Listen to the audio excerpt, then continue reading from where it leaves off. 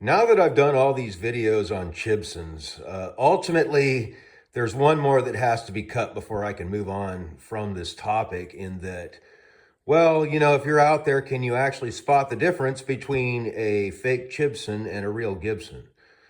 I know that there's content creators out there that have literally made careers out of this very topic. I'm not going to beat this topic to death. I don't have nearly that level of expertise. And I also acknowledge that photography can be very deceptive as far as hiding like the dimensions and dynamics of an object, including an electric guitar. I'm featuring this studio because it has a lot of modifications that I've done myself, which might make people to believe it is not, in fact, an actual Gibson. The main, I guess, modifications I've made, those are Seymour Duncan blackouts. Those are active pickups, those aren't passives. You don't see any screws across the tops. And the other big difference is those are Planet Waves locking tuners. They're not stock either. In between these two aspects, people might look and go, well, that's not a Gibson. I know there's a lot of people that look for a lot of things. I have like two specific things I look for, and they're both related to the neck and the bridge. If you look at a real Gibson, and the big difference is they have a completely different truss rod system.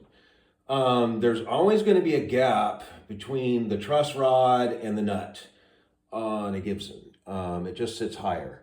Most Chibsons, consistently, because they use an Epiphone style nut system, even if they have like that Bell truss rod cover, it's still going to sit lower, and it's typically going to be right on top of the nut itself.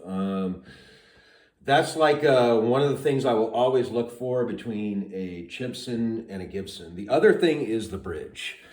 If you look at a real Gibson bridge, it's going to be a thumb wheel system. It's going to sit on posts, and you're not going to see screw heads.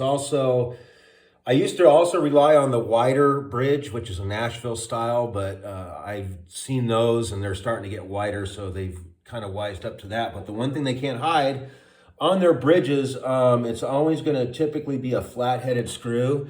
That's honestly the first thing I look for when spotting a difference is I'll look at the bridge, I'll look for the flat-headed screw, and I'll know that it's a Chibson. Other than that, it's pretty much wide open. I guess protect yourself if you're online, but at the same time, honestly, you kind of should know if it's too good to be true. It typically is, and guitars are certainly no exception, although manufacturing has gotten to a point where it's like that.